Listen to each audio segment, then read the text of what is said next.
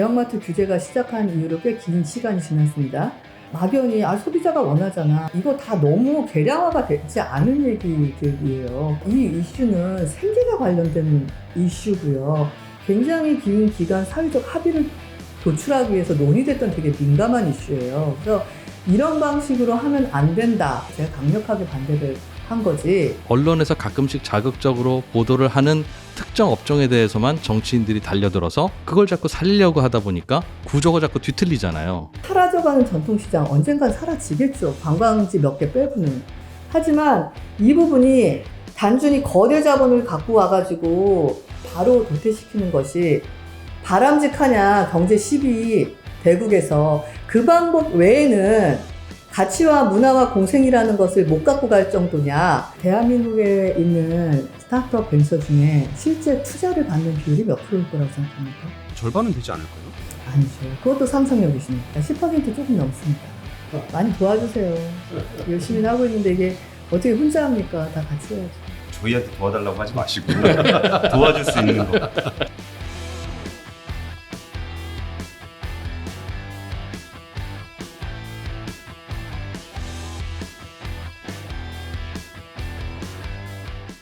우리 사회의 다양한 이슈를 정책 결정자에게 직접 들어보는 정책 결정자에게 듣는다. 오늘은 중소기업, 혁신, 벤처, 소상공인, 자영업 그 많은 정책을 총괄하고 있는 중기벤처 정책 관련한 이야기를 나눠보겠습니다. 저는 권 팀장이고요.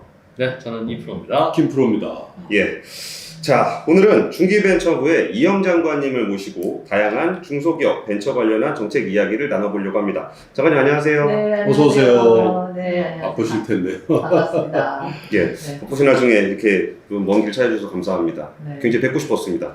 저도 뵙고 싶었어요. 저희의 주무부처, 저희 같은 중소기업을 그러나요? 지원해주는. 아, 그러네. 예.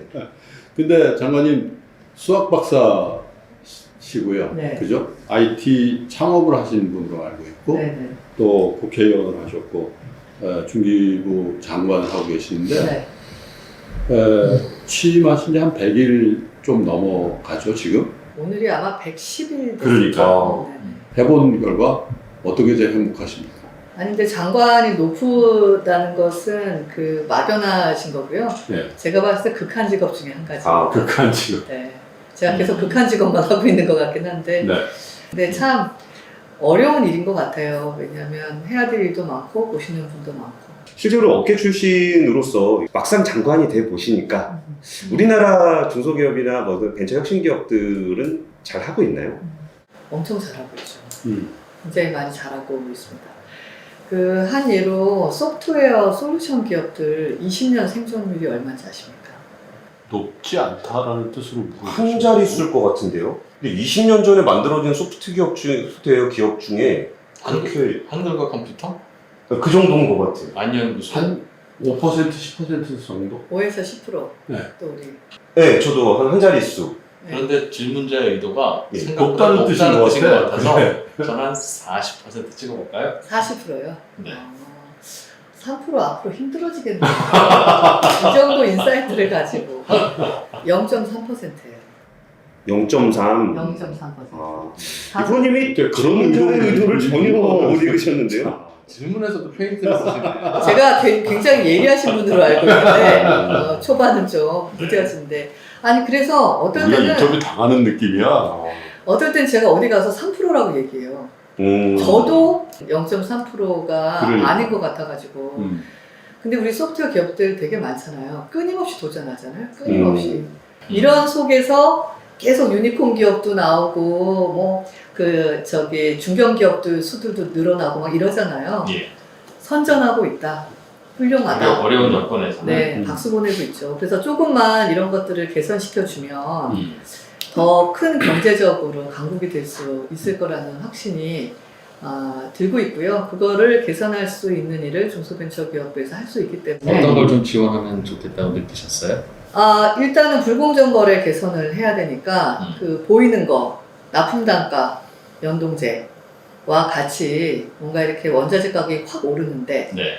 보통 이번에 보시면은 이제 코로나랑 그 우크라이나 사태 때문에 원자재 가격이 굉장히 많이 올랐어요. 기본적으로 주요 원자재가 한 50% 이상 상승을 했어요. 그렇죠. 그 납품을 할 때 혹시 원자재 가격의 변동이 일정 비율 이상 있으면 그 변동폭에 대해서는 반영해 납품 주는 단가에 그만큼 폭으로 반영을 해주는 걸 항상 모든 계약의 디폴트로 삼자는 뜻입니까? 아니요, 그거는 조금 시장을 이렇게 약간 경직시킬 우려가 있어요. 그것까지 바라는 게 아니라 적어도 납품 이 단가의 원자재가 어느 가격이 오르면 서로 협의를 할 수 있는 좀 자율적인 그런 문화는 자리를 잡게 만들어야 된다고 생각을 하거든요.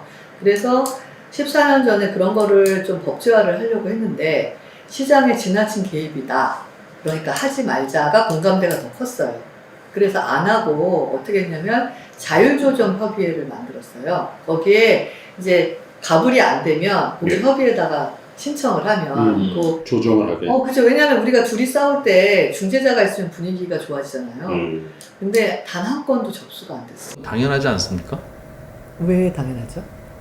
갑과 을이 있는데 올려주세요라고 했는데 올려주지 못하겠다라고 했는데 공식적으로 만든 중재기관에 간다는 건 그냥 싸우자는 얘기로 들리잖아요. 그쵸. 갑 입장에서는. 그러니까 싸우는 거나 중재기관으로 가는 거나 소송을 하는 거나 결국은 같은 의미고 같은 액션이 되기 때문에 당연히 사업을 계속 이쪽과 할 생각이라면 안 가죠. 그러면 안 가고 그 비율이 낮으면 이번에 법제화를 하자라고 강하게 얘기를 안 했을 텐데 그럴 만큼 이게 벙어리 냉가슴이 좀 심했던 거예요. 심하고 지금과 같은 경우는 이제 원자재를 가져다가 그거를 가공해서 판매해야 되는 경우는 이게 이 미리 계약은 하고 원자재는 일부 들어왔고 추가 원자재가 들어와서 납품해야 되는데 가격 차이가 너무 많이 나기 때문에 납품일을 맞추면 손해를 보고 그렇죠. 안 맞추면 또 위약금을 받고 이런 이런 게 한 부분이 아니라 사회 전반적으로 이번에 터져 나온 거예요.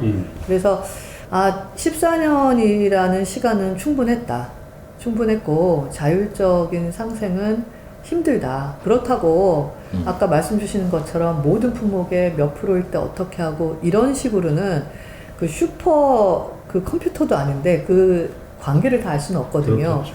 하지만 적어도 반드시 우리가 생각하는 어느 이상에 뛰었을 때는 자율적으로라도 이렇게 만나서 협의를 보는 구조를 좀 만들어야겠다라고 결정을 했고요. 그래서 그게 첫 번째가 이제 시범 사업을 중소벤처기업부 주도로 진행하는 거. 한 30개 기업이 그래도 참여하겠다는 의사를 표방해 와서 30배 기업이라는 건 대기업. 대기업이죠. 그래서 좀 긍정적으로 보고 있고요. 두 번째는 이 과정을 통해서 그 생길 수 있는 문제들을 좀 발견한 다음에 약간 이렇게 울타리 같은 법안을 만들어 보려고 해요. 그러니까 그런 세부적인 게 아니라 울타리, 그 울타리가 서로가 좀 상호 납득할 수 있는 울타리가 뭔가는 시범 사업을 통해서 좀 구체화해 보겠다. 그런 생각을 좀 갖고 있습니다. 근데 대기업 입장에서는 그런 생각을 하게 될 것 같아요. 뭐 미담이나 또 그 납품하는 중소기업 입장에서는 용기를 내야 되는 그런 상황이 발생을 해야 이제 자율적인 조정이 될 것 같은데 그럼 소비자 가격에 우리가 반영할 수 있냐? 그 우리는 손해 아니냐? 어쨌든 특정한 몇몇 산업을 빼놓으면 우리 기업의 영업이익률이 굉장히 슬림한 상태이기 때문에 그걸 어떻게 해결할 수 있을까요? 아니 근데 지금 그 슬림한 부분도 있고 슬림하지 않는 부분도 사실 있다고 봐야 되는 게 뭐가 됐든 대기업 중에 글로벌 기업이 된 기업들이 있잖아요. 예. 글로벌 기업 정도 되려면 그 영업이익에 대한 마진 폭이 지금 말씀 주신 것처럼 슬림해갖고는 절대 그 대열에 낄 근데 수는 실제로 없잖아요. 우리나라 기업의 전체 영업이익률이라는 게 네. 별로 높지 않거든요, 사실. 네네. 제조업 기반으로 돼 있는 상태에서. 네. 네. 대기업이 만들 수 있는 파이의 상당 부분을 만들어 왔잖아요. 그리고 그 뒤에 중소기업들이랑 뭐 벤처기업들이랑 다 있었습니다. 근데 우리가 누구의 희생을 통해 갖고 올라가는 정점은 이제 찍었던 것 같아요. 찍어서 좀 생각에 게임의 이 룰을 좀 바꿀 필요가 있다라고 봅니다. 그래서 작은 것을 조금 나눠서 내가 주는 게임이 아니라 서로가 같이 좀 파이를 키우면서 더 많이 나눠갈 수 있는 것을 하려면 지금보다 훨씬 대등한 거래 관행이 이루어져야 된다라고 저는 봅니다. 그래서 납품단가 연동제가 단순히 계약서를 쓰고 뭐 법안을 만들고 몇 % 이런 작은 게임이 아니라 뭔가 서로 변화가 있을 때 함께 나눌 수 있는 것이 시장에 정착되는 부분들을 가야 된다라고 생각하고요. 전 납품단가 연동제가 좀 자리를 잡으면 무형인 소프트웨어나 컨텐츠나 컨설팅이나 이런 부분도 자리를 잡기 위한 노력들이 우리나라에서 진행돼야 된다고 저는 생각합니다. 저는 처음에 분위기도 좋게 저희 좀 뭐 지원받을 수 있는 거 없는지 좀 여쭤보려고 그랬는데 시작하자마자 이 뜨거운 납품 대금 연동제로 확 들어오시니까 제가 뭐 할 말이 없는데 그럼 어차피 이렇게 판 시작한 김에 대형마트. 네네. 대형마트 의무휴업제 폐지 관련해서 반대 입장을 밝히셨는데 네. 이런 이슈가 이게 전통시장 상인들이 그런 이슈를 원한다는 거는 다 알아요.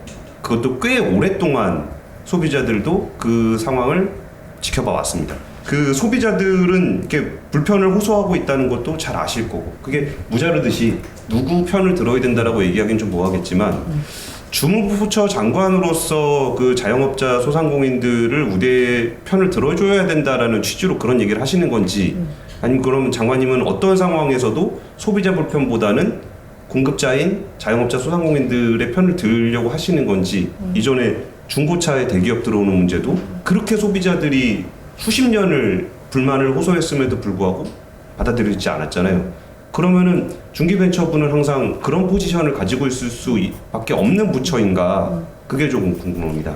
전 그렇지는 않아요. 왜냐하면 일단 저는 이렇게 약간 이공계열 출신이어가지고요. 이 데이터나 뭐 이렇게 상황이나 이 자료를 가지고 뭔가 변했다면 그쪽으로 무게중심을 이렇게 옮겨야 된다는 훈련이 되게 오래된 사람이고요. 주무부처 장관은 이제 110일 됐고요.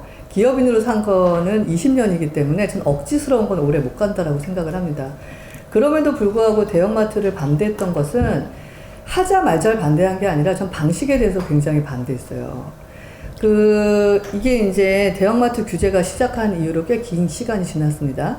어떤 식의 영향 평가를 해야 되는 시점인지, 그래서 막연히 소비자가 원하잖아. 전통 상인을 이거 다 너무 계량화가 되지 않은 얘기들이에요. 목소리 큰 사람이 이길 수는 없잖아요. 그래서 그런 과정을 통해서 공론화를 해볼 시점은 됐다라고 동의합니다. 왜냐하면 제가 전통 상인분들한테 얘기할 때도 이 법안이 이제 시작이 될 만해도 대와 소의 이슈가 너무 컸는데 코로나를 관통하면서 비대면과 오프라인의 이슈가 커지다 보니까 대형마트 중에도 오프라인만 하는데 아니면 온라인으로 시작해서 갑자기 큰데 그럼 여기에 문제는 신구의 문제거든요. 그래서 옛날엔 테이블에 대와 소가 있었는데 이젠 대와 소와 신과 구가 있어요. 다 같이 잘 살아야 되잖아요. 그래서 그 부분에 대해서는 재고를 해봐야 된다라고 저는 전통시장 분들한테 얘기를 합니다. 다만 그 방식을 처음에 어떻게 했습니까? 인터넷 게시판에 올려가지고 탑3에 들어가면은 되는 것 같이 갔었잖아요. 이게 이 이슈는 생계가 관련된 이슈고요. 굉장히 긴 기간 사회적 합의를 도출하기 위해서 논의됐던 되게 민감한 이슈예요. 그래서 이런 방식으로 하면 안 된다. 그래서 결론이 어떤 식으로 나오거나 사회적 영향력을 끼치면 안 된다에 대해서 제가 강력하게 반대를 한 거지 무조건 주무부처이기 때문에 뭐 전통 상인을 그런 차원은 아니었습니다. 그리고 실제로 저희 내부적으로 중소벤처기업연구원이 있어요. 거기에다가 이 문제를 줬고요. 역량 분석을 지금 하라고 한 상황이고요. 만약에 분석 결과가 개방이라고 하면 개방을 통해 가지고 우리 또 전통상인분들 개방이면 또 다 개방도 아니에요. 지역별로 고민해 봐야 됩니다. 서울이냐, 아니면 도시, 광역이냐, 아니면 정말 시골이냐 이런 거에 따라서 어떤 거는 상생적인 제도적 보완이 필요할 수도 있고요. 이런 것들을 통해 갖고 결론을 가져가야 된다는 생각입니다. 다양한 접근이 있을 수 있는데 저는 근본적으로 다 같이 잘 살아야 하지 않습니까? 라고 하는 장관님의 말씀이 감성적으로는 충분히 옳고 그렇게 되면 좋겠는데 현실적으로 공급자가 다 같이 살기 위해서는 소비자에게는 혁신이라는 건 존재하지 않아야 되지 않겠습니까? 우리 주변에도 예전에 그 제과점이 더 나은 제과점한테 밀려나고 국회의원도 선거에서 후보자가 여럿이지만 가장 좋은 선택을 받는 사람이 국회의원이 되고 이 사회의 모든 시스템이 다 소비자에게 이익을 주는 순서로 경쟁에 따라서 선택이 되고 그 경쟁에 이기기 위해서 노력을 하는 과정에서 우리 모두의 삶의 질이 증가하는 그게 우리가 자본주의 시장 경제의 가장 근본적인 원리인데 다 함께 잘 살아야 하지 않느냐라고 하는 전제를 깔고 하면 그 누구도 탈락하지 않는 것이면 궁극적으로는 새로운 사람이 진입할 수 없는 문제가 생겨버립니다. 그게 궁극적으로 좋은 것이냐 하는 것에 대한 근본적인 의문이 있는데 어떻게 생각해야 될까요? 아니 저는 근데 제가 공산주의자가 아니에요. 그래갖고 무슨 협동조합을 만들어갖고 n분의 1에서 다 잘 살아보자 이런 개념이 아니고 그런 극단적인 생각을 말씀드린 건 아닌데요. 자, 우리가 말하는 혁신, 생산성에만 포커스해왔다라고 생각이 들어요. 빨리빨리, 많이, 그래서 쉽게. 그래서 세계 10대 경제 강국이 됐습니다. 행복한 나라인가 싶어요. 그러니까 저는 선진국에 두 단계가 있다고 생각을 합니다. 하나가 물질적인 경제력에 의한 선진국이 있고요. 그 다음에는 가치를 포함한 어떤 혁신이 수반되는 선진국이 있다고 저는 생각을 합니다. 그래서 그 대형이냐, 뭐 소형이냐, 편리하다, 이런 식의 논리로만 계속 가서 그냥 큰 데가 먹고 하는 것들이 이제는 이 정도 올라왔으면 좀 가치에 대한 부분을 부여해야 된다라고 생각을 합니다. 그래서 좋은 게 좋은 거니까 혁신이 져야 거랑 혁신이 가면서 강자가 독식되는 거나 이 두 가지 게임만 있다라고 저는 생각하지 않습니다. 그래서 우리가 다음 라운드에 대한 고민을 저는 할 수 있다라고 생각을 하고요. 그런 것들을 좀 공허하지 않게 하나하나 케이스를 좀 만들어 보려고 하고 있습니다. 그 예로 시도되는 것 중에 하나가 뭐냐면 여기 강동에 가시면 암사시장 있거든요. 암사시장에 가면 반찬 가게 한 군데가 작아요. 1년 매출이 12억이에요. 12억인데 이런 것들이 그 IT와 이 온라인 배송 같은 것들이 좀 접목이 돼서 그러거든요. 이런 것들을 많이 만들고 지금 물류센터 같은 경우를 전국에다가 중소벤처기업부가 만들 거예요. 그 외에도 제가 플랫폼 기업들이랑 만나서 얘기를 어떻게 하냐면 플랫폼 기업들은 사용자가 뭔가 서비스가 되려면 이제 소상공인 부분 공급자는 있어야 돼요. 공급자는 있고 그 공급자를 받는 수요자가 있는데 수요자에다가 소위 말하는 앱을 많이 까는 싸움을 하면서 대부분 마이너스입니다. 마이너스 기업 가치는 계속 올라가고 있고 여기가 마이너스라는 얘기는 뭡니까? 뭔가 쉐어 프로그램이 없는 상황에서 이쪽도 지금 마이너스예요. 그쵸. 그래서 그런 게임으로 유니콘 찍어봤잖아요. 내수에서. 자, 그 방법이 나쁘다는 게 아닙니다. 한 번 정도는 혁신적인 아이디어로 그런 식의 큰 어떤 플레이어가 돼보는 게임을 해볼 필요도 있는 거예요. 근데 이걸로 계속 갈 것이냐, 2호, 3호, 4호가 계속 갈 것이냐, 저는 아니라고 생각하거든요. 그래서 하반기부터 어떻게 하냐면은 플랫폼 기업 몇 군데랑 비즈니스 모델들을 이쪽을 플랫폼화 할 수 있는 비즈니스 모델들을 갖고 와서 기본적으로 현실적으로 가능하겠다라고 생각을 하면 시범사업처럼 기본적인 구축비나 이런 것을 중소벤처기업부랑 그 민간기업이 됩니다.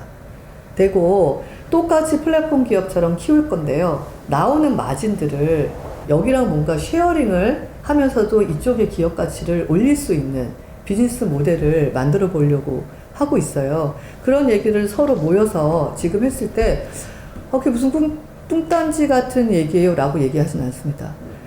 680만 명의 데이터베이스가 저희한테 있어요. 그것을 가지고 충분히 무언가 같이 해볼 수 있는 것을 우리가 열을 테니 그것에 대한 좋은 모델들이 나왔을 때 이익 쉐어를 같이 하고 저는 우리가 잘하고 왔던 것에 2.0 버전에 대한 고민을 새롭게 해야 되는 시기라고 생각을 합니다. 아까 퀴즈를 하나 내셨잖아요. 우리나라 소프트웨어 산업의 20년 생존율이 몇 %냐. 저희가 다 틀렸죠. 굉장히 많이 틀렸어요. 0.3%인데.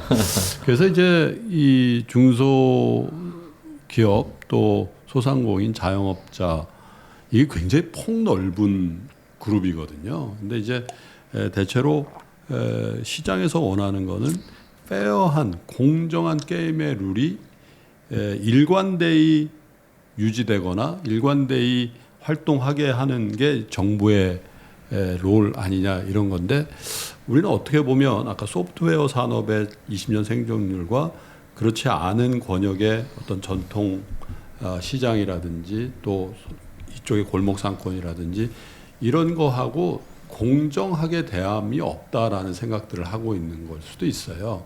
왜냐하면 어떤 특정 분야에 그게 상징성을 가진 특정 분야의 어떤 포용, 그죠? 그리고 나머지 드러나지 않은 부분에는 정말 하시하게 이렇게 되어진 것. 그러니까 그게 공정하지 않은 관리자의 어떤 그 실책이다 이렇게 보는 시각도 있는 굉장히 것 같거든요. 점잖게 질문을 해주셔서 조금 더 내가 원래 그렇잖아. 예를 들어드리면 동네에 저 어릴 때는 구멍가게들 많았습니다. 다 없어지고 편의점으로 바뀌었죠. 우리 불편해졌냐 하면 뭐 그런 사는 사람과 그렇지 않은 사람이 있겠으나 그다지 뭐 받아들입니다. 불편했다면 난리 났을 테니까요. 세탁소들 많이 없어져서 이제 플랫폼 세탁 기업들이 하고 있는데 뭐 큰 불만은 없는 것 같습니다. 엄청 불만 있습니다, 여성들은. 세탁소가 물론 그런 이제 어떤 소외된 부분도 있을 세탁 거예요. 손상률이 너무 높아져가지고. 뭐 네. 그렇다면 그것도 시장에서 네네. 또 사라지겠죠. 네. 그것 때문에 뭐 담배 가게 다 없어졌고 네. 뭐 사실은 1970년대 60년대에 장관님과 제가 어렸을 때 봤던 가게들 중에 상당수가 다 없어졌습니다. 네네. 소프트웨어 기업의 생존율이 0.몇 %인 것처럼 네. 자영업자들도 사실은 다 그렇습니다. 네네. 그런데 그렇게 없어질 때는 그냥 그건 발전이고 네네. 전통 시장이 대형마트로 대체되든가 온라인 쇼핑으로 대체되는 것은 뭔가 전통의 파괴이거나 네네. 우리가 뭔가 혁신이나 편리함만 추구하면 안 된다고 하면 네네. 그거는 이중잣대가 아니냐. 네네. 왜 언론에서 가끔씩 자극적으로 보도를 하는 특정 업종에 대해서만 정치인들이 달려들어서 네. 뭔가 자꾸 만들고 네. 자연스러운 흐름에 이어서 사라지는 걸 수도 있는데 그걸 자꾸 살리려고 하다 보니까 구조가 자꾸 뒤틀리잖아요. 대형마트 뭐 공휴일 영업 휴일 같은 것도 마찬가지입니다. 왜 그것만 보호해야 되느냐는 질문에 대해서는 그냥 언론, 신문, 방송이 혹은 여론이 다 그것만 지적하니까 그렇다는 건데 그것만 정말 중요한 것인가 이제 하는 것에 대한 질문과 우리 스스로 생각을 좀 해볼 때가 되지 않았을까. 오히려 중소기업 정책, 소상공인을 지원하는 정책도 이제 우리는 좀 달라져야 하지 않는가 하는 생각을 개인적으로 해봅니다. 어떻게 생각하십니까? 아니 동의 드리고요. 저희 지난주에 중소벤처기업부에서 소상공인 정책을 발표를 했어요. 근데 큰 맥이 뭐냐면 취약하다 그리고 정부 주도로 보호해야 된다 이런 식의 시대가 끝났다라는 것이 가장 큰 전제였어요. 왜냐하면 트렌드로 봤을 때 MZ세대 같은 경우는 대기업도 싫다고 뛰쳐나오고 있는 상황이고 그냥 내가 행복하기 위해서 하고 싶은 일을 하는데 그걸 뭐 소상공인이라 붙이든 벤처로 붙이든 그건 보는 사람이 붙이는 거고 그냥 내가 하고 싶은 일을 한다 이렇게 가고 있고요. 또 이제 고용이 우리가 정년이라는 개념이 없어졌잖아요. 그러니까 한 40대, 50대 퇴직률이 되게 높은데 100세 시대다 보니까 이분들이 예전으로 치면 30대 열정과 체력과 또 네트워크를 다 갖고 계세요. 예. 이분들이 계속 닭집만 오픈하실 수는 없잖아요. 그리고 이게 점점 이렇게 오프라인 공간들은 체험의 공간으로 가고 이게 뭐 지구를 살리겠다고 월거닉 관련된 걸 하고 있고 젊은 친구들 가치에 대한 어떤 제품이나 서비스를 하려는 경향도 되게 높아지고 있어요.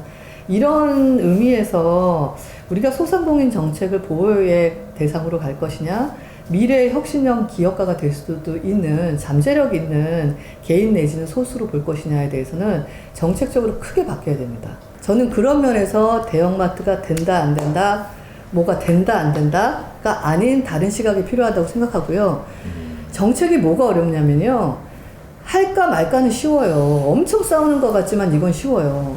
여기는 요렇게 하고 하기로 하되 여긴 요렇게 하고 저긴 저렇게 하고가 정말 어려워요.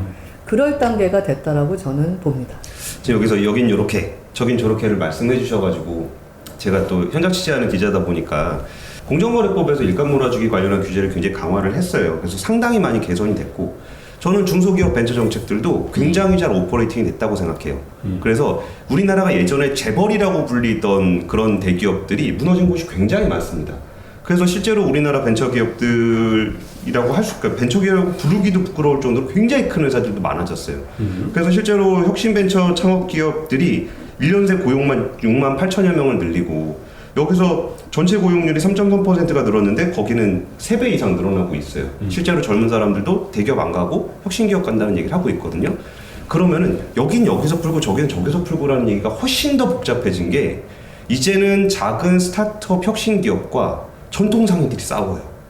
그러면은 젊은 사람들이 그분들이 그 바운더리를 치고 정부가 보호해주고 있는 그것을 대기업이 공격하는 게 아니라 여기서 뭔가 혁신을 해보려고 그랬을 때 여기가 안 뚫리는 거거든요. 그러면 혁신 벤처 기업과 중소자영업자들이 이렇게 부딪히게 되면 그러면 장관님은 이제 둘 다 품 안의 자식인데 좀 이런 측면들은 좀 어떻게 보세요? 근데 저는 혁신과 소상공인이 부딪히는 부분은 전 열린 마음으로 어떤 포용을 할 여지가 있는데, 예를 들면 새로운 플랫폼이 나왔는데 기존에 있는 무슨 협회가 고소 고발을 하는 경우 있잖아요. 예.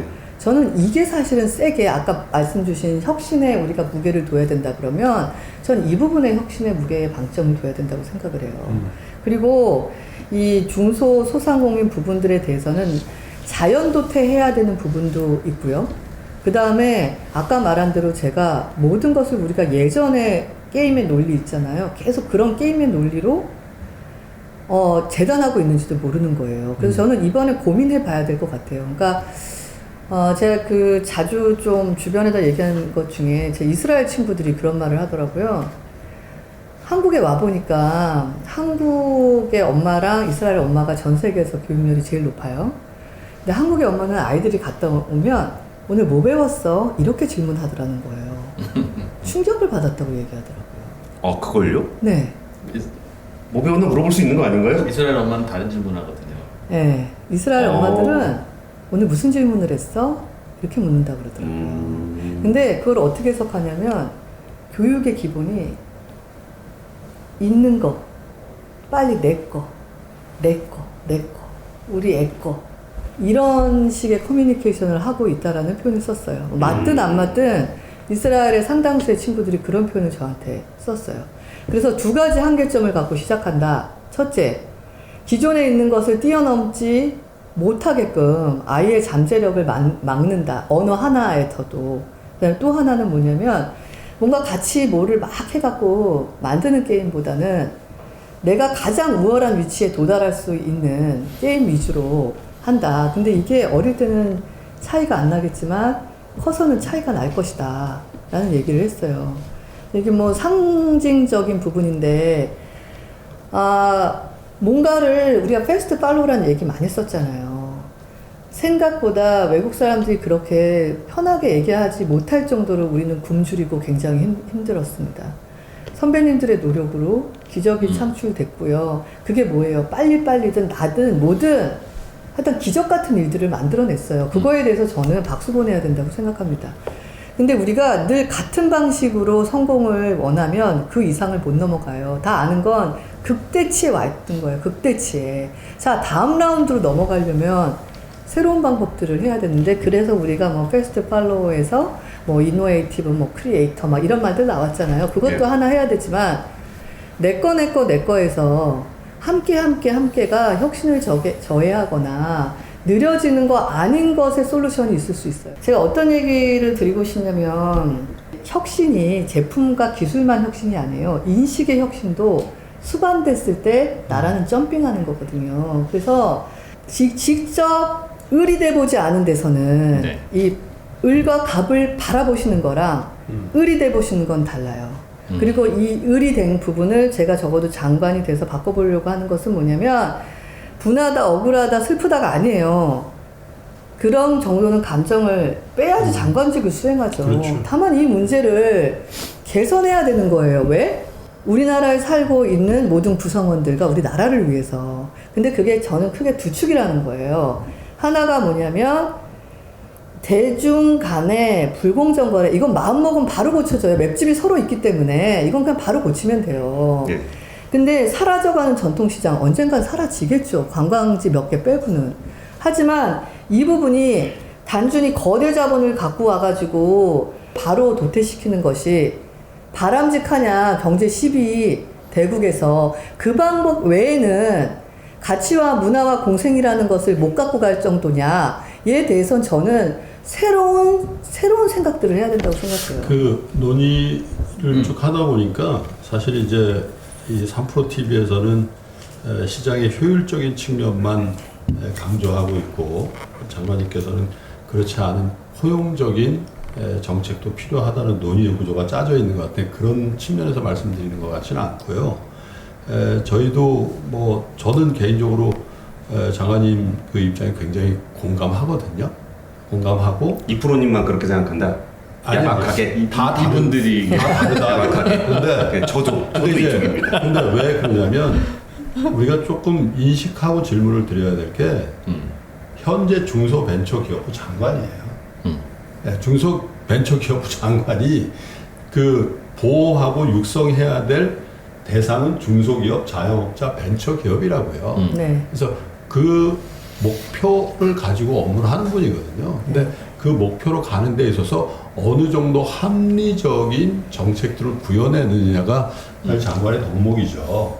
그래서 제가 약간 논의의 구조를 바꿔서 지금까지는 어떻게 보면 중소기업, 자영업 이렇게 카테고라이즈 되어 있는 분들에 대한 정책을 얘기했는데 저희도 사실 벤처기업이잖아요. 네네. 사실 벤처기업한테는 모태펀드라는 게 굉장히 큰 역할을 하죠. 예. VC를 통해서. 네네. 근데 모태펀드를 좀 줄인다라는 얘기를 하신 걸로 알려져 있고 또 민간의 매칭을 늘려야 된다. 이렇게 좋은 말씀이신 것 같은데 지금 하필이면 맞아요. 지금 윈터 이즈 커밍이라 그러잖아요. 그잖아요. 어쩌면 한겨울이라고 이미 사실 4, 5개월 전서부터 웬만한 벤처기업은 자금 조달 안 되고 있는데 하필이면 지금 그 정책을 하셔야 되나. 지금 VC 업계에서는 이용 장관이 업계 출신이라고 그러셨는데 왜 이러시지? 이런 여론들이 굉장히 비등하다는 거 알고 계시죠? 그러니까 이게 민간 자본이 되게 많을 때 모태펀드를 네. 좀 줄이셨으면 네. 그러려니 하겠는데 지금 아무도 매칭을 안 해주려고 네. 하는데 모태를 줄인다고 하시거든요. 중소벤처기업부 장관이 모태펀드를 느리고 줄일 수 있는 권한이 있지는 않아요. 그렇죠. 네, 엄격하게는. 왜냐하면 재정당국의 정반적인 기조에서 조금 더 느리고 조금 더 줄이는 역할은 할 수 네. 있어요. 그래서 새 정부 들어서 건전재정에 대한 화두가 큽니다. 왜냐하면 코로나가 있었기도 하지만 네. 국가부채의 증가 속도가 너무 높았기 때문에 예. 기본적으로 좀 재정을 건전화하기 위해서 부분 좀 전략하자라는 기조는 있어요. 근데 그 전에 이제 저는 장관 되기 전부터 모태펀드의 역할을 뭐 사이즈를 줄여야 되다가 아니라 역할을 줄여야 된다라는 사람 중에 하나였습니다. 왜냐하면 이게 불모지에서 그러니까 벤처도 없고 VC도 없을 때는 국가가 마중물 역할을 하는 게 맞아요. 근데 국가 돈이 들어간다는 건 세금이 들어간다는 건 부속과 행정이 엄청 들어가면서 말씀하시는 혁신과 창의성을 무조건 파괴합니다. 이건 어쩔 수 없어요. 이건 기브 택이에요. 예.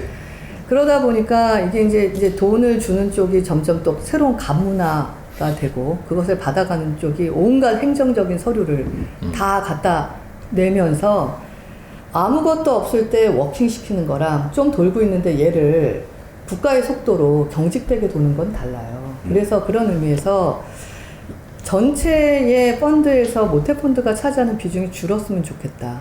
민간 펀드가 많아졌으면 좋겠다. 그래서 CVC 법안도 제가 낸 거고요. 국회에 있을 때 강하게 이걸 드라이브 해갖고 어떻게든 해결해 보려고 한 거고 옛날처럼 돈이 없지도 않아요. 돈이 정말 쌓여서 넘쳐 흘러요.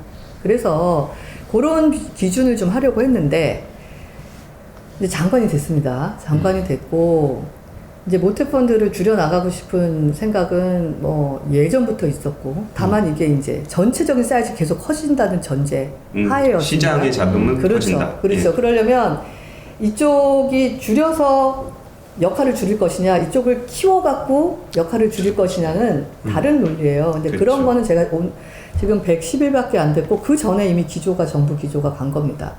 근데 3고가 터졌어요. 그럼 저는 지금 논리를 세울 때가 아니라 어떻게 완충작용을 최소화할 건지에 대한 고민을 해야 되고 요 급한 불을 꺼놓고 말한 대로 좀 중장기 로드맵으로 파일을 키우고 뭘 어떻게 하냐는 가져가야 됩니다. 그러니까 그 부분이 좀 궁금한데요. 이게 모태펀드를 줄인다는 그 민간 자금을 좀 더 활성화시킨다는 그런 큰 취지 같은 거 좀 그래도 공감대가 좀 있는 것 같아요. 네. 그러면은 이게 새로운 정부에서 벤처 스타트업들을 지원하기 위해서 뭐 대책 발표 같은 거를 좀 준비하고 계신 것들이 이제 좀 할 건데요. 예. 우리나라에서 모태펀드가 펀드에서 작년에 이미 민영화 순수 민간 펀드가 몇 %인지 아십니까?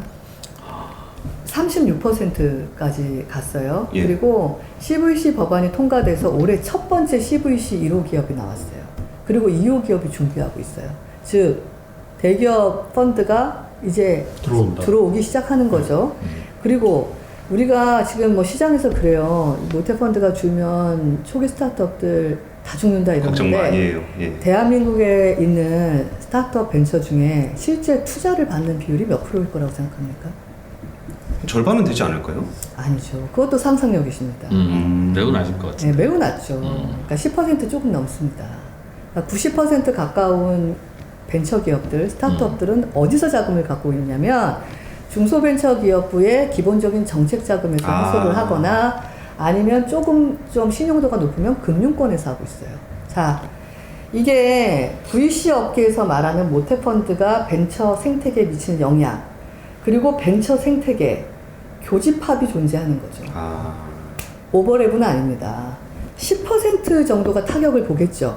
10%. 근데 오버랩이 되는. 그렇죠. 왜냐면 90%는 원래부터 정책 사이드에서 케어했던 팀들이에요. 예. 금융권이라 정확히 12.8%예요. 작년 기준으로는 그 정도 퍼센테이지가 문제인데 이 중에 초기와 스케일업이랑 중간 이상이 있어요. 초기 기업으로는 더 예산을 넓혔습니다. 팁스 쪽도 더 넓히고요. 초격차라고 테크 기업에 리스크 있어서 아무도 투자 안 하잖아요. 초격차라고 여기도 굉장히 늘리고요. 대학을 중심으로 창업하겠다고 대학 창업 자금도 더 늘렸고요. 지역에 있는 엔젤들 키우겠다고 그 자금도 늘렸습니다. 따라서 초기 자금은 초기 3년 미만의 기업은 우리 정책 섹터에서 작년보다 훨씬 많이 가져갔어요.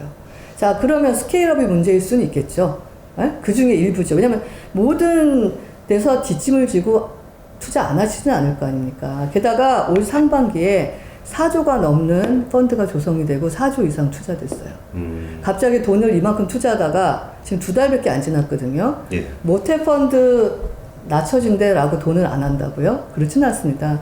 시뮬레이션을 돌려보면 지금 작년 기준으로 반 이상 예산도 확보했고 회수율도 있고 다 해보면 내년 상반기까지는 심리적인 걸 제외하면은 시장 타격은 크지 않습니다.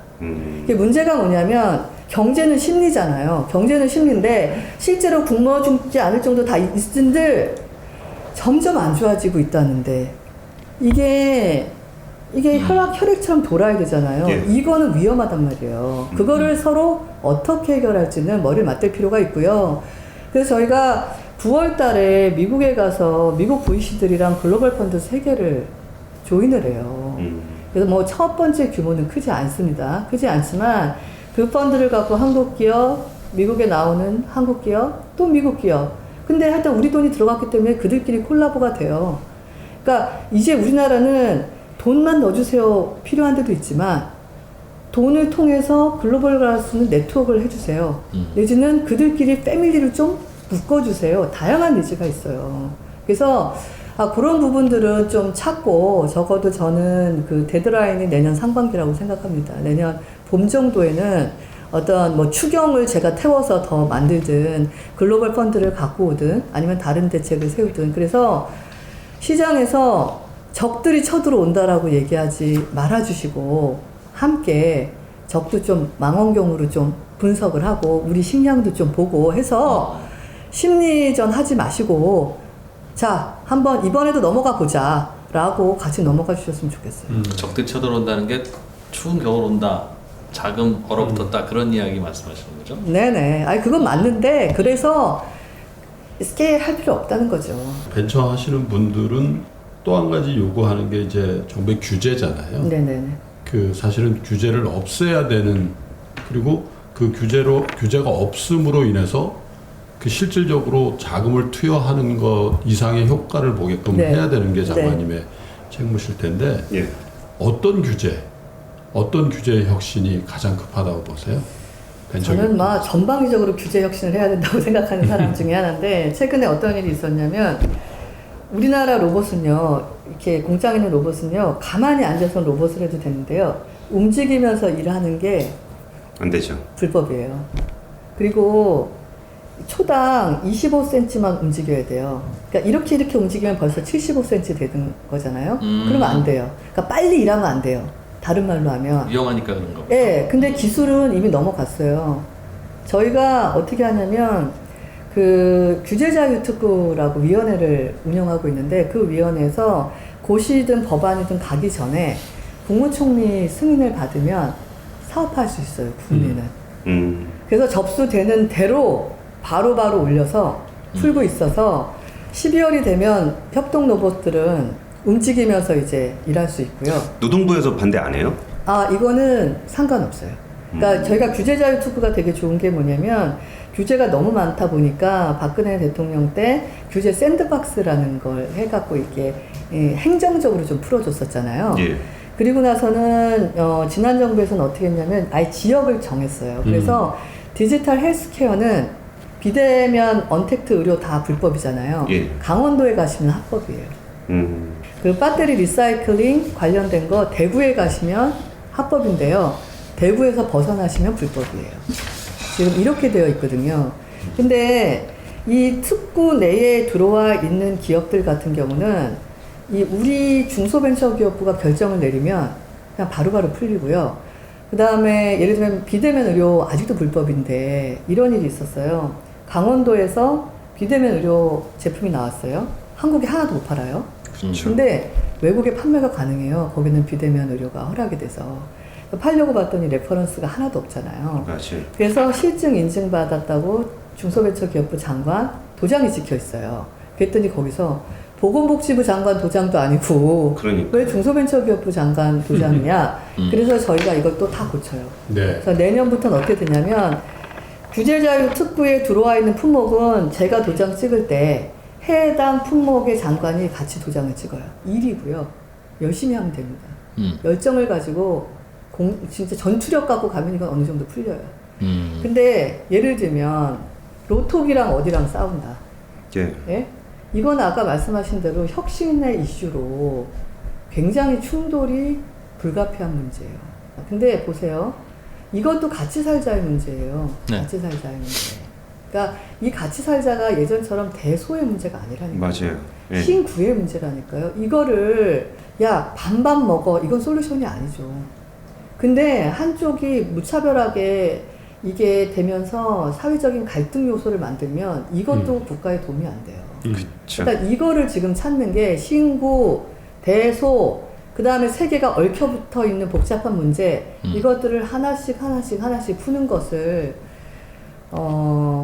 반드시 시작을 해야 됩니다. 그럴 때는 원칙과 룰이 있어야 될 것 같은데 그 룰이 뭡니까? 제가 국회 가기 전에는 우리나라에 3개 세대가 있었어요. 드라마를 TV로 보는 분들, 드라마를 PC로 보는 분들, 드라마를 모바일로 보는 분들. 이렇게 소파에서 이렇게 보는 분들과 다리 올려놓고 보는 분들과 불 다 꺼놓고 야, 눈 안 나빠지니? 불 꺼! 이러는 세대가 있단 말이에요. 제가 그런 프리즘으로 대한민국을 봤어요. 근데 여의도에 갔더니 아무도 그렇게 안 보는 거예요. 왜냐면 문과 천국이거든요.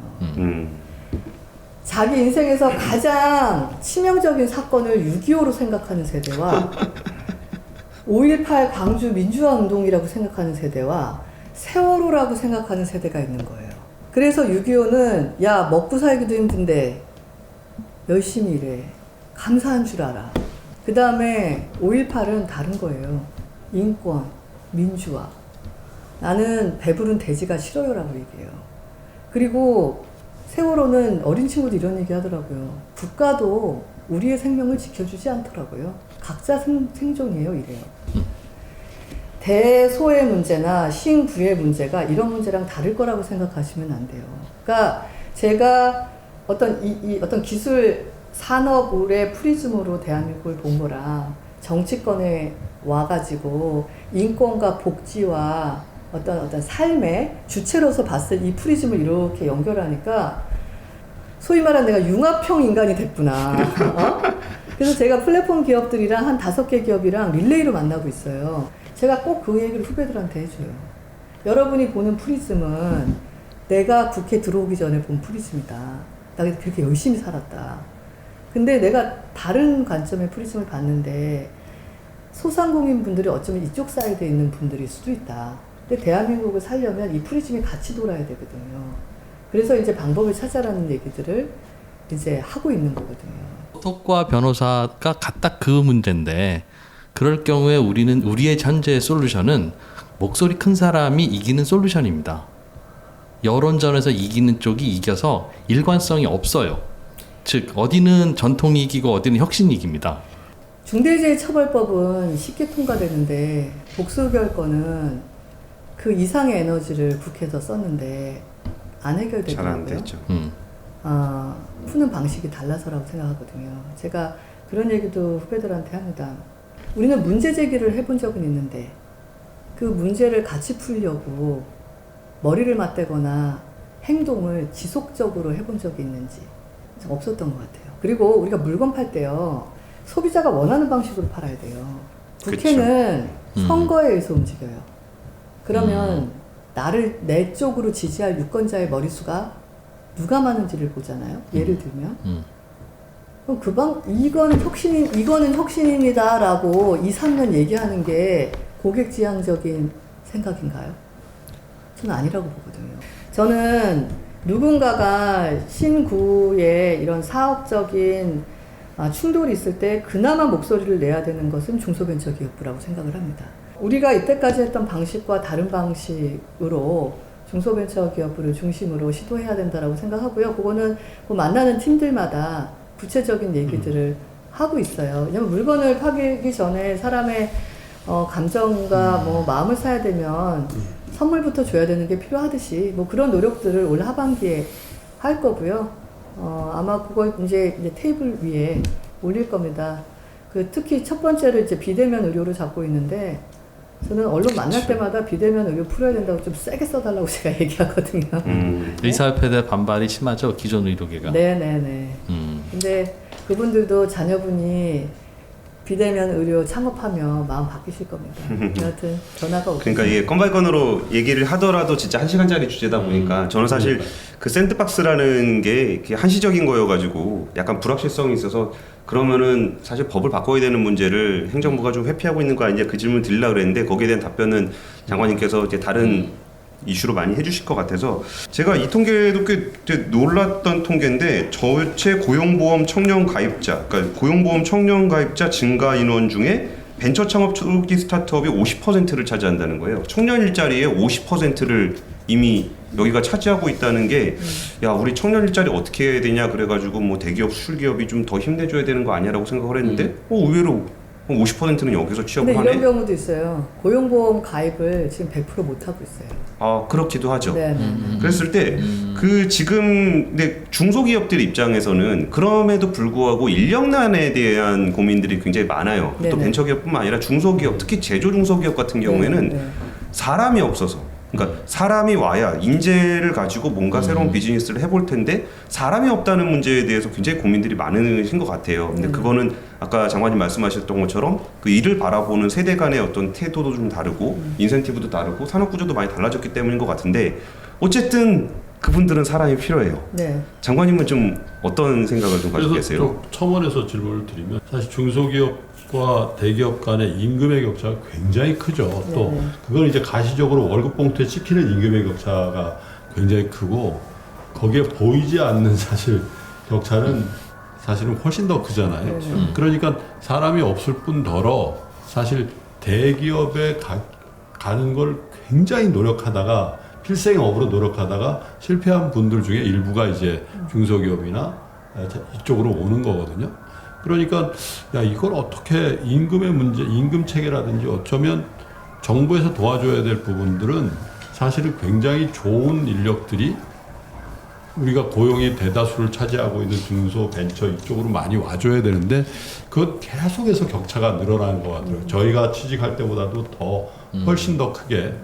그래서 그 빈자리를 또 중소기업 하시는 분들은 외국인 고용이라도 해달라 이렇게 얘기하는 거잖아요. 그래서 임금의 문제하고 고용의 문제를 한꺼번에 묶어서 한번 대답을 좀 해주시면 좋을 것 같습니다. 그 기존에 우리가 일할 수 있는 사람은 한국인, 남자, 청년 그랬죠. 근데 지금 생산 인구도 줄고 출생률도 위험할 정도로 줄고 있잖아요. 그럼 이거 여집합이 뭡니까? 외국인, 여성, 시니어. 네, 이분들이 일할 수 있는 공간을 이제 열어야 됩니다. 열어야 돼서 뭐 여성에 대한 부분들은 그래도 굉장히 많이 열려 있어요.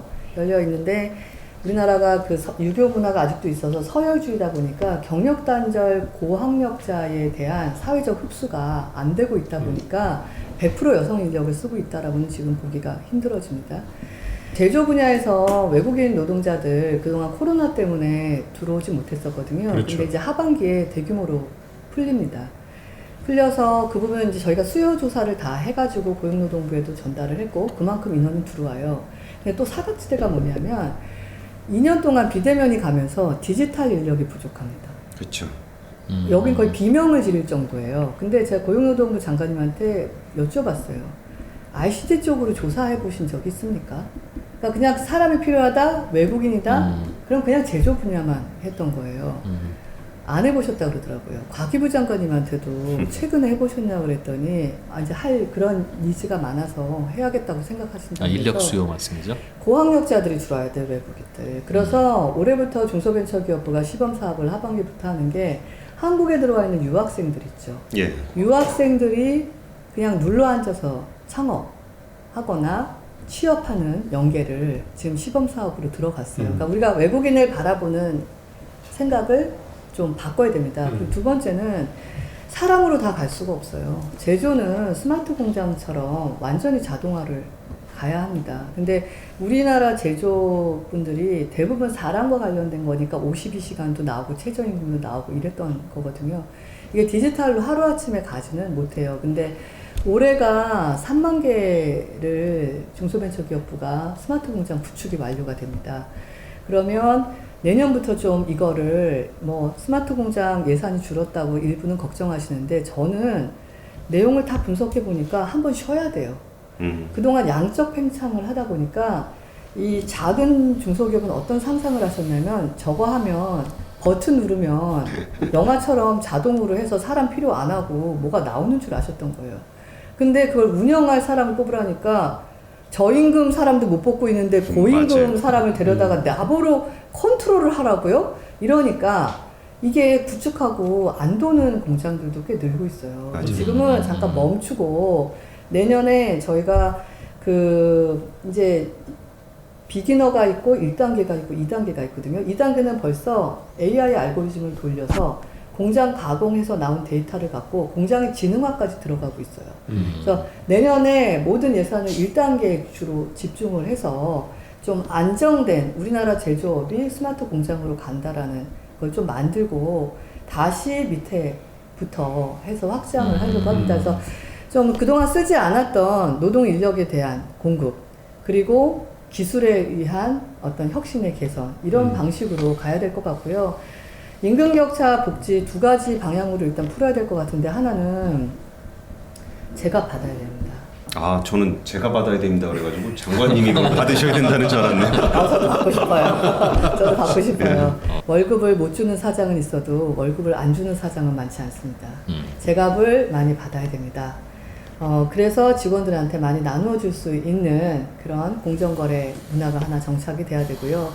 또 하나는 이 복지 같은 인프라를 다 작은 기업이 될 수는 없거든요. 그래서 앞으로 우리가 이제 산업단지 같은 거를 지을 때, 주변에 이렇게 임대주택 부분이나 네. 아니면 예전에는 고려하지 않았던 무슨 카페가 됐든 이런 그냥 라이프 복지 같은 거 있잖아요. 이런 공유지를 국가 차원에서 밸리를 하나 만들 때 그걸 투자를 해서 네. 국가가 들어가는 그런 식의 정책을 해야 돼서 니 거 내 거가 중요한 게 아니라 이게 같이 사용할 수 있는 것의 인프라가 어느 수준을 오르면 될 것 같아요. 그래서 국가가 지원하는 것은 개별 지원보다는 공유지에 대한 지원 쪽으로 가고 그 개별 기업은 조금 더 부가가치를 높일 수 있게 생산성 향상에 대한 지원과 공정거래로 인한 이익률을 조금 더 높여주는 그런 게 함께 움직여야 될 것 같습니다. 장관님 민원이 있습니다. 네. 구글 인앱 결제 네네네. 이게 30% 네. 수수료 내는 게 네. 정말 거의 벤처를 하는 모바일 서비스 업체들에게는 굉장히 큰 부담이 돼요. 네네.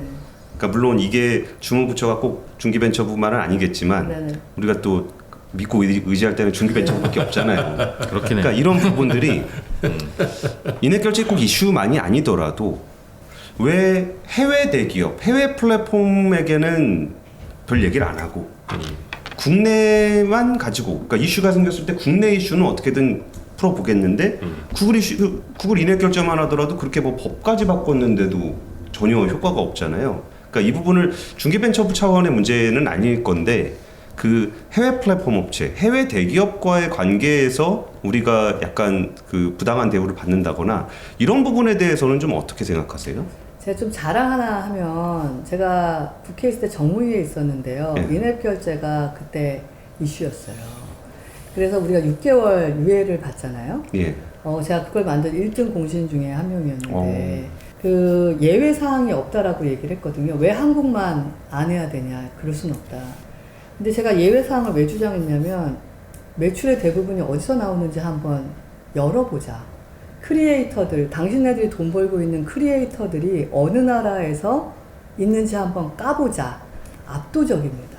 일단 크리에이터 수랑 탑10에 들어가는 뭐 100에 들어가는 크리에이터들 국적을 쫙 조사하면 대한민국이 압도적입니다. 그래요? 네, 그렇습니다. 그래서 저 백화점에 가서도 깎는 사람 많이 봤거든요. 그 돈이 없는 사람들을 못 깎아요. 백화점 깎아줘요. 네. 세상 살면서 예외는 없는데 예외를 만들려면 담당자들이 가져갈 수 있는 논리를 좀 제공해 줘야 될 것 같아요. 그래서 지금은 사실 인앱결제 뒤집기가 너무 많이 가서 챙겨보지 못했는데 힘든 상황인데 앞으로 수요자시잖아요. 정책 수요자. 정책 수요자가 지금보다 적극적으로 더 들어오셔야 되고요. 그걸 가지고 딜리버리할 행정부처가 됐든 정치권에서 지속 가능하게 밀어야 돼요. 그래서 예외를 확실히 하나씩 만들어가는 게 되게 필요해 보입니다. 그때 했던 그거는 좀 그 동료 의원들한테 얘기해서 교육을 시키시든지 총무위를 어떻게 하시든지 하셨어요. 인앱 결제? 뭐 가외인데 정치권의 이공계열 수가 굉장히 적어요. 그렇죠. IT 수도 되게 적고 그래서 전문가분들이 되게 많으신데 좀 우리 기업하시는 IT 벤처 하시는 분들도 정치권에 좀 가서 전체적인 생태계 개선에 좀 힘을 쏟아주시는 것도 의미 있을 것 같아요. 그 장관님 잘하셔야죠. 장관님이 조금 네, 선례를 잘 남겨주시면 네. 아마 많이 도와주세요. 열심히 하고 있는데 이게 어떻게 혼자 합니까? 다 같이 해야죠. 아니 빨리 이렇게 도와주실 수 저희한테 도와달라고 하지 마시고 도와줄 수 있는 거 중기부에서 중소벤처 스타트업을 위한 중점 지원 방향 네네. 이런 것들 그리고 계획들 이런 부분들이 사실 품목별로 보면은 그 상황별로 보면 되게 요긴하거든요. 근데 이거를 딱 백화점식으로 묶어놓으면은 잘 와닿지는 않는데 그래도 그거 하나하나가 분명히 자기에게라고 생각하는 분들이 계실 테니까 약간 브로드해 보일 수도 있겠지만 그 중점적으로 지원하고 싶은 방향과 계획이 있다면 좀 설명 좀 부탁드릴게요. 네. 전 중소기업은 첫째 불공정 거래 개선, 스마트 디지털화 여기에 좀 중점적으로 힘을 쏟을 거고요. 벤처기업은 규제 개혁, 글로벌 여기에 또 집중적으로 할 겁니다. 소상공인 분들은 아직 100% 회복이 됐다라고 보기가 힘듭니다. 그래서 조금 더 회복에 치중을 하고요. 또 하나는 소상공인은 작다라는 게 이제 그 약하다 내지는 뭐 후지다 이런 개념 아닌 것 같아요. 세상이 변해서 소품종 대량 생산의 시대가 끝나고 다품종 소량 생산의 시대가 가고 있지 않습니까? 그래서 하던 일 했는데 벤처되고 하던 일 열심히 하니까 저 유니콘이라고요? 이럴 수 있는 거 만들 거고요. 특히 그 마을 밸리 자체를 따뜻한 상권을 만드는 데 관심이 많아요. 왜냐하면 그래야 문을 열고 출근할 때 문을 열고 나와서 퇴근할 때까지 그곳이 내지는 주말에 그냥 걷는 그곳이 행복한 동네가 돼야 될 것 같아요. 그래서 그 부분을 정책이 이게 좀 사업해서 그런지 뭔가 가시화돼야 되잖아요. 가시화돼야 돼서 소상공인 분들 올 가을에 피칭을 합니다. 그러니까 벤처에서 썼던 우리 정책 중에서 좀 성과를 이뤘던 것들을 소상공인 쪽으로 옮겨옵니다. 네, 그래서 젊은 MZ세대 소상공인 분들이 할 수 있는 그런 것들도 가을에 좀 나옵니다. 벤처기업의 그 지원 방향에 글로벌라이제이션이 있다는 건 네. 굉장히 인상적인 것 같아요. 왜냐하면 해외에 진출해야 된다라는 게 전에는 굉장히 공허하게 들렸었거든요. 근데 지금은 가보면 굉장히 조건이 좋구나. 한국에 대한 이미지나 이게 뭐 물론 이제 컨텐츠라든지 뭐 K 뭐뭐로 나가는 그런 것들에 대한 영향인데 그래서 제가 생각할 때는 벤처기업 수준에서 글로벌라이제이션 해서 성공할 수 있다라는 일종의 터치타운이 되는 기업들에 대해서는 굉장히 전략적으로 한번 지원해 줘야 되는 거 그럼요. 아닌가 그런 생각이 듭니다. 그렇습니다. 그러니까 유니콘이 23개가 됐어요. 너무 자랑스럽지 않습니까?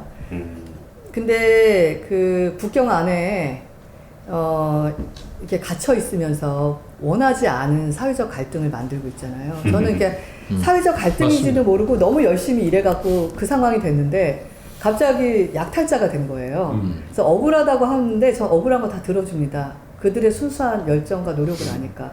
그런데 억울하다로 끝나면 대기업도 많이 좋아졌는데 예전에 대기업의 안 좋은 면을 보고 재벌이란 얘기를 했잖아요. 재벌 되고 싶냐고 제가 얘기했어요.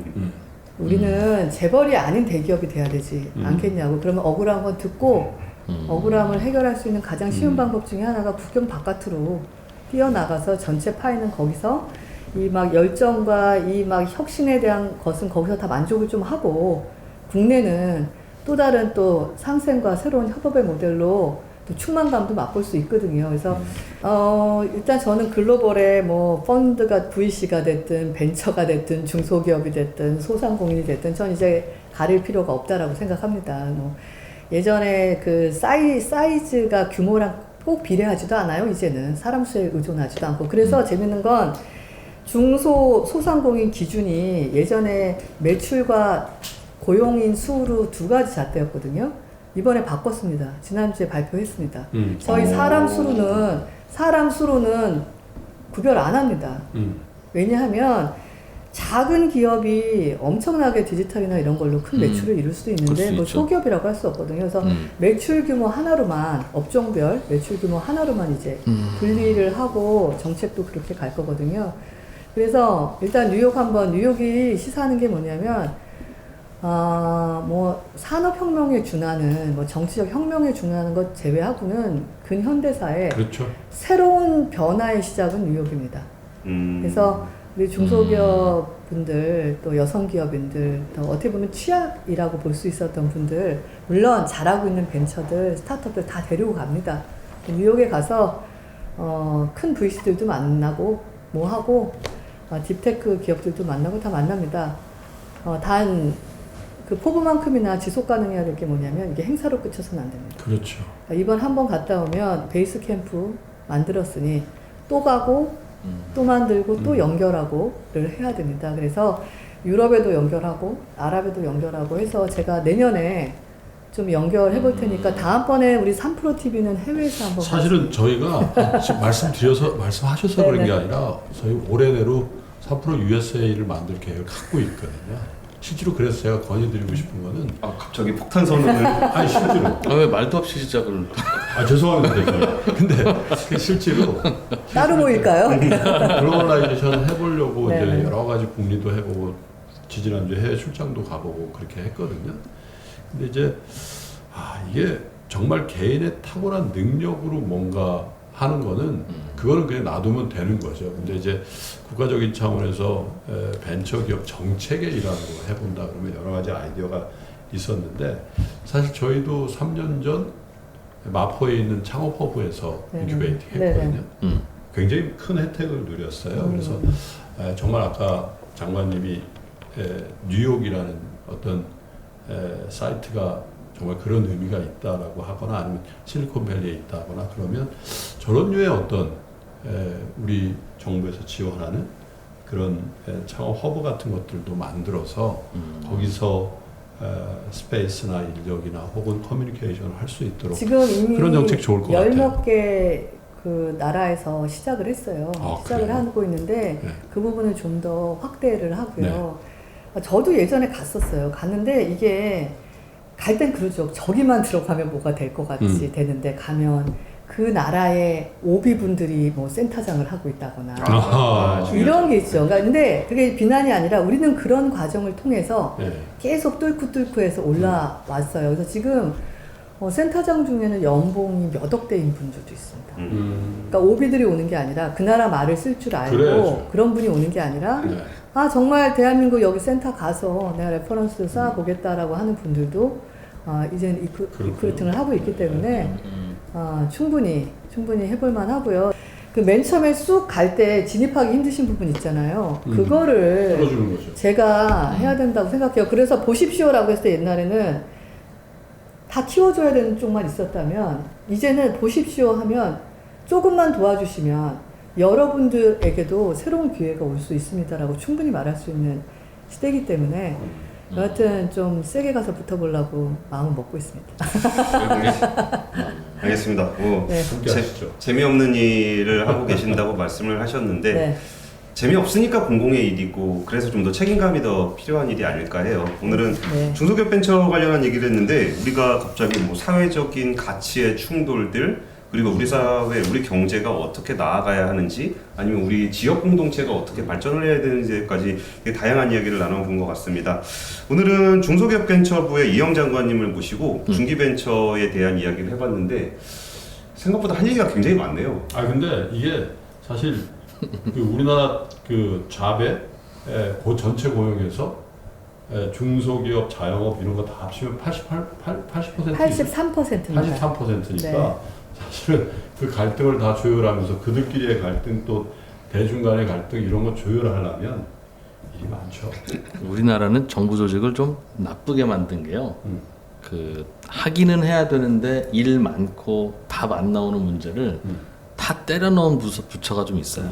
대표적인 게 중소벤처기업. 다 하라 그냥 다 하라고 저는 하고. 감사한 게 그 B2B 사업을 하면 안정적입니다. 영업도 처음 뚫기가 힘들어서 그렇지. 되면 안정적이죠. 근데 B2C를 하면 참 이게 돈도 안 되고 힘듭니다. 하지만 기업 가치를 인정받는 대한민국이 이제 시작이 됐잖아요. 저는 부처 중에 B2C를 랑 소통하고 있는 거의 유일한 부처라고 생각을 하고요. 우리가 대한민국 모든 사람들은 뭐 경제 활동을 하지 않으면 안 됩니다. 그래서 83%의 기업에는 99% 기업 수로는 그래서 온갖 일들이 있는데 그 현안을 또 디지털 경제로 들어가면서 뭐가 됐든 벤처 중심의 혁신 경제 시대가 되는데 중소벤처기업부가 잘 지금 있는 현안들을 조금이라도 해결을 하면 그래도 대한민국의 미래에 의미가 있어서 항상 뭐 양면이잖아요. 어드벤처 하면 스릴이 있는 거고 또 루틴 하면 보링한 거고 이런 것처럼 하여튼 많이 도와주시면 저희 직원들이랑 함께 네. 잘 해결해 보도록 하겠습니다. 알겠습니다. 오늘 정책 결정자에게 듣는 날 중기벤처부의 이영 장관님과 함께 시간 나눠봤습니다. 지금까지 긴 시간 풍성한 이야기 감사합니다. 네. 감사합니다. 감사합니다. 고맙습니다.